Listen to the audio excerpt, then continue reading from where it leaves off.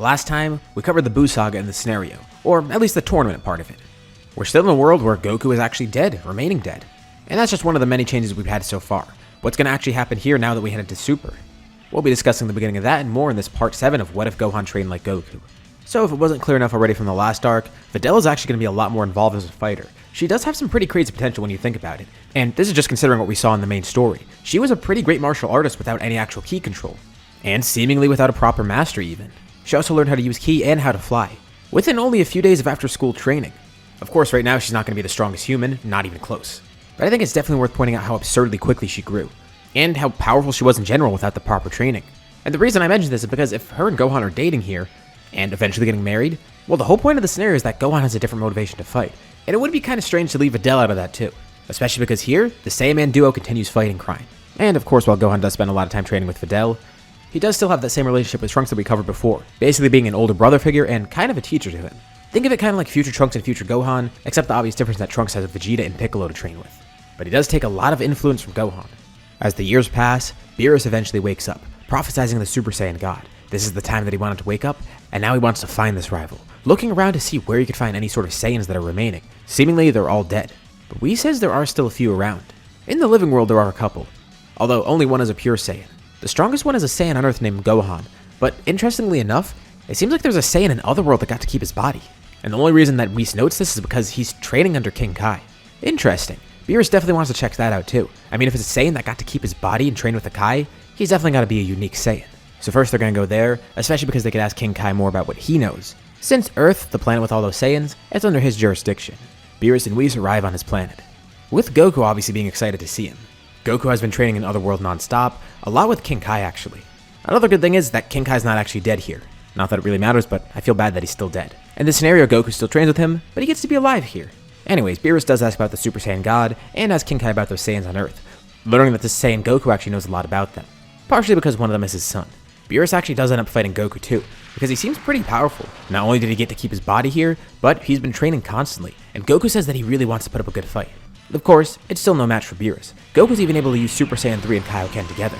He doesn't realize that it's because of Gohan's tail, but he seems to have a pretty good control on it. But one thing that Goku does know is the fact that him being in Otherworld actually makes Super Saiyan 3 a lot easier to control at least. And he's been working a lot with it, especially to combine it with Kaioken.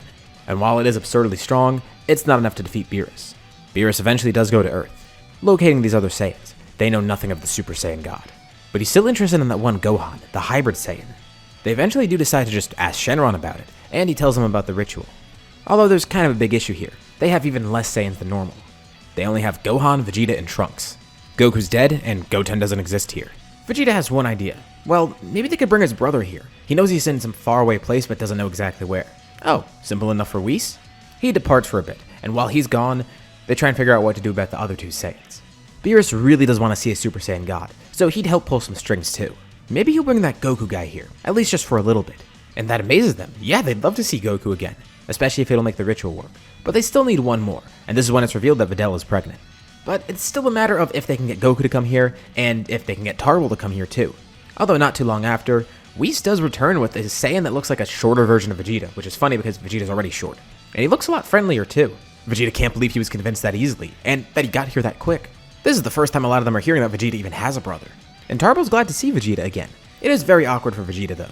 And honestly, part of the reason he showed up is because he was fearful. Some dude teleported in out of nowhere and then said that Vegeta wants to see him, saying that he has the speed to take him across the entire universe within a few minutes. Or even less. But also, Tarble does get to see his brother again, which he's not going to turn down. Even though it's only temporary, he can still catch up with him. Beerus has no clue if this is going to work still. First of all, one of the Saiyans isn't even born yet, and two of them are going to be hybrids. And if they do bring Goku here, which Beerus and Whis could probably pull off, he is kind of dead. But it's at least worth a shot. It's their only hope at actually making this ritual work. Whis sighs as Beerus tells him to depart once more and bring Goku here. Now he's not bringing Goku back to life. Beerus has no reason to do so, and he's only just bringing him here temporarily. But this is great because he only had a day on Earth before, and now he's getting an extra few hours at least. And Goku's glad to be back, but they have to cut the reunion short. Beerus wants the Super Saiyan God ritual done on that hybrid Saiyan Gohan. He knows Goku's pretty powerful, but even Goku said that Gohan might be above him. Not to mention, Beerus wants a rival who's alive, not dead. So, they attempt to do the ritual on Gohan, and surprisingly enough, it ends up working. Tarble's mind is blown in general at the fact that Saiyan can even transform, especially his brother, and then now he's helping this random hybrid Saiyan that he doesn't even know become a god. This is pretty insane for him, but it's even more insane for Gohan. who gets all the energy channeled into him, then morphing into his Super Saiyan God. The power of it's incredible, and even Beerus is impressed, and there's definitely a significant gap between this Gohan and the Super Saiyan God Goku in Battle of the Gods that we saw. It's not enough for him to beat Beerus, obviously, but nonetheless, Beerus is impressed with his performance, and Gohan is incredibly strong. So that satisfies Beerus. He got to fight the Super Saiyan God, and knows that he will grow stronger. He tells Gohan to continue his training. Keep up with that. He'll visit Earth occasionally, especially because some of the food here seems pretty great. And Beerus isn't as angry here because he never had the pudding incident, and everything did go pretty smoothly. He definitely will be back, especially to fight Gohan, and also to try all the food. He and Whis do stay for a little bit longer just to enjoy some food, and then they eventually leave with Tarble and Goku, with Goku being brought back to Otherworld, and Tarble being brought back to Tech Tech. It was nice catching up with his brother again, and maybe he should come back to Earth someday. At least he knows where he is now. Again, still awkward for Vegeta, but also kinda nice. Also funny for Trunks because he didn't realize he had an uncle. He definitely seems like a way different guy than his father. Gohan, of course, doesn't stop training. He stays on Earth, continuing to practice with his Super Saiyan God form, seeing if he can access it again, and try and tap into the power even further. It's just absurd for Piccolo and Vegeta to watch, since they're his main training partners. And it's even weirder for Videl. So she's married to a god now. Kinda terrifying, but also kinda cool. Vegeta wants that form for himself too. He should have had the ritual done on him while everyone was here. But maybe there's another way to obtain it. He has to find Beerus again. He has to train under him and Whis. One of them could probably open the path to him getting godly powers. He's not too sure. He definitely doesn't know how he's going to do this, but he knows that he wants to do this. Thankfully, a few months later, Beerus and Whis do visit Earth again trying to get some food, and Vegeta's able to intercept them. He wants to go train with them. And it takes a lot of convincing. Vegeta is pretty powerful, but compared to Gohan, Beerus isn't too impressed with Vegeta. And even compared with that one dead Saiyan, Goku. But after a lot of convincing, Beerus and Whis do take Vegeta along with them. One thing that Beerus likes is that Vegeta is willing to go to his planet. He does actually ask Gohan first, and he tells Vegeta if Gohan says no, he'll bring Vegeta instead. And Gohan, he does say no. While he does train a lot like Goku here, he still has a lot of different responsibilities. He has Goku's motivation for training, and he just had a newborn kid. He's starting a family, and all this is going well for him. He's still going to keep up with his training here, and as a hybrid Saiyan with as much potential as him, it's definitely going to be effective enough. He would rather stay here and doesn't necessarily need to go to Beerus' planet. So, that opens a spot for Vegeta. And reluctantly, Beerus and Whis take him. And once Vegeta gets to Beerus' planet, his eyes almost pop out of his head because he sees someone else there that he recognizes. Kakarot's there. Oh yeah, Beerus completely forgot to mention. That's why he didn't really want to take too many other Saiyans with him. He only wanted to take one because he already had someone training here. King Kai got in contact with him not too long later, with Goku begging to see Beerus again. One thing led to another, and now Goku's training on Beerus' planet under Whis, aiming to become a Super Saiyan God as well. Even though he is dead, Beerus allows him to be here, just because having two rivals might be better than one, and Goku was pretty impressive. He wonders how strong a pure Super Saiyan God would be. So, as long as he doesn't go to the living world, he allows Goku to be here. So besides this being incredibly shocking for Vegeta, he's also glad. He finally gets what he wants. He'll get that rematch with Kakarot. Although Goku's definitely got a nice gap in power right now because he's been training for so long, not just in Otherworld in general, but under Beerus and Whis too. But Vegeta could finally fight against Kakarot to his heart's content. Goku kept that promise that he made before, the promise that they made that they'd fight again. And the two of them are both stoked about it. This will serve as an even bigger motivator for both of them. And for Vegeta, he can go back to Earth whenever he wants to. Goku obviously can't, but hey, Vegeta gets to see him here. He has someone he could fight as much as he needs. But speaking of Earth, let's go back there because that's where Gohan is, who really is the main character of the story, obviously. One day on Earth, there's a weird news story. There's apparently an alien spaceship that landed in one of the cities, and there's aliens attacking. It's terrifying and strange for everybody else, but for the Z Fighters, yeah, this is kind of par for the course. There's been a few aliens that have come to Earth before, and most of them have been enemies. But this one's weird because it seems like a larger scale invasion. It's no big deal though because the two Saiyaman are sent out, going to the city to fend them off. But then in another city, there's another alien invasion that pops up, as more come into the city where the two Saiyamen are. They're pretty weak, and other fighters go into other cities. But Gohan picks up on something pretty obvious. The armor that these aliens are wearing, and their spaceships, they look familiar. Like the ships that he saw in Namek, and the armor that he saw in Namek. And then he realized what this is. This is the Frieza Force. He tells Videl, and she says that makes no sense. She heard about his stories on Namek, and apparently he killed Frieza, didn't he? So if Frieza's dead, then who's controlling the army? And then it hits Gohan. He knows exactly what this is. Vegeta mentioned it in passing before. Frieza has a father. Maybe this is him. And Gohan's answer comes not long after. One big ship arrives. A bunch more of the soldiers come off, but Gohan senses an ominous power aboard. A large, towering man steps off. He looks similar to Frieza. A little bit different, obviously, but still, there is a clear family resemblance at least. The other fighters all fly to the city where they sense this power, with Trunks being one of the first to arrive, flying up to Gohan and Videl. Gohan tells them they need to stay back. They might be powerful, but they don't know who this guy is, or more importantly, how far his strength goes. Gohan at least has some idea, and he knows the identity of this man. King Cold makes eye contact with Gohan, smirking. King Cold vanishes from sight, then appearing near Trunks, launching a point-blank blast that sends him flying. Gohan catches him. Thankfully, Trunks is okay. He's in Super Saiyan 2 right now, and he did get injured by that, but still. Trunks says he couldn't even see that guy moving. He moves so quick, and the power from that attack, there was so much in it. He tries to assume a battle stance ready to fight, but Gohan says no, he has to stay out of this.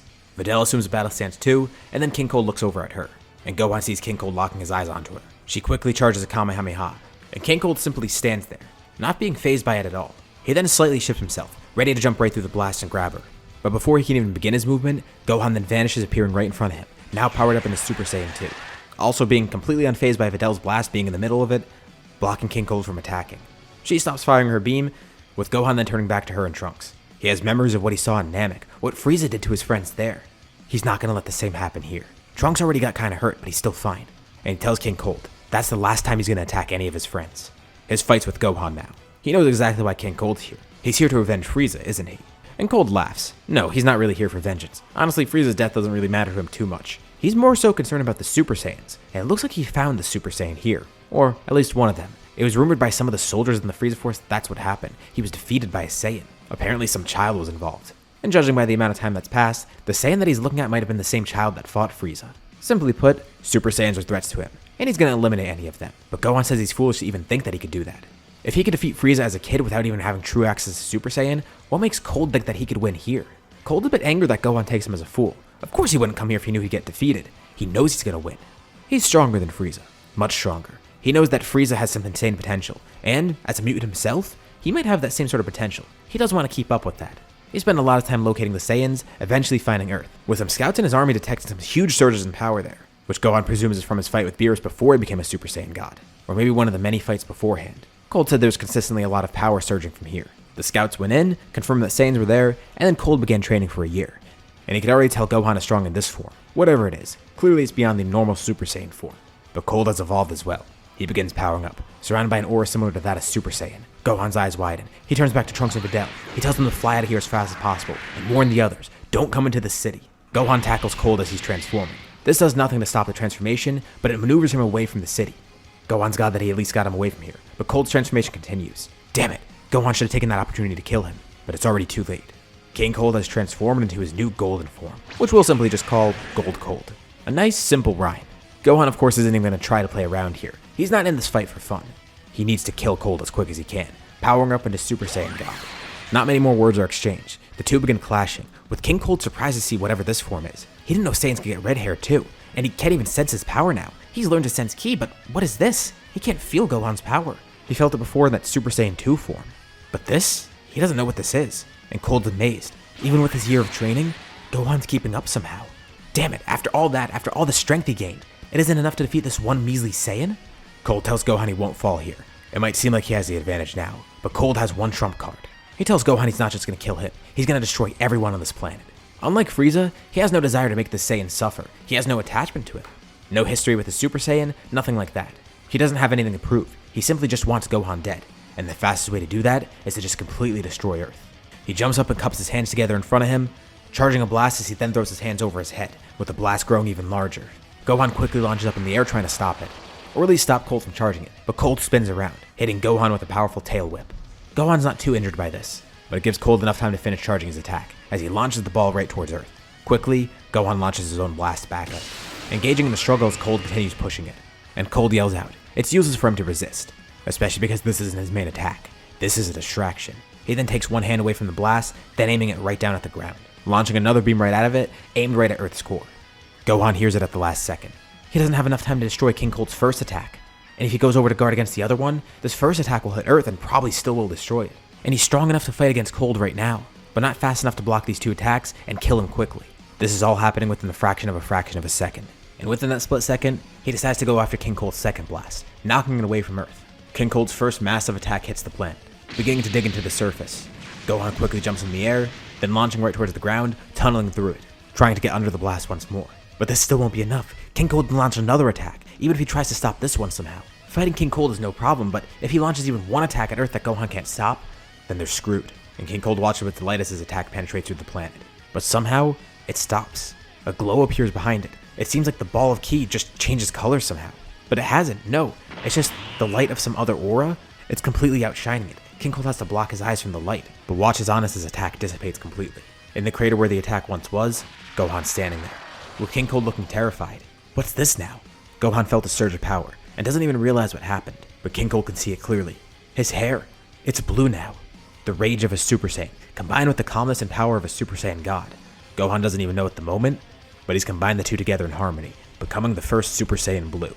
With one quick motion, he launches right through King Cold at unfathomable speeds, punching clean through him, then quickly grabbing King Cold and charging a powerful blast in his other hand. How ironic. This is the same way he defeated Frieza. No more words are spoken. Gohan launches his blast, defeating King Cold, with his aura dissipating as his hair changes back to normal. What was that? Somehow that same rage that he's felt before overcame him, the rage that he felt against Frieza, against the androids. But there was a calmness with it too, possibly because of him being a Super Saiyan God. He senses the key of all his friends approaching, as he just stands there dumbfounded. What was that? This is where we'll leave off for now. What do you guys think about this part? What's going to happen next time? Leave any thoughts in the comments below. I'd love to see what you guys think. And as usual, be sure to drop a like and subscribe if you haven't already, especially if you want to see more parts of the series, or if you just want to help with the channel. Anyways, thank you all for watching, and I'll see you all in my next video.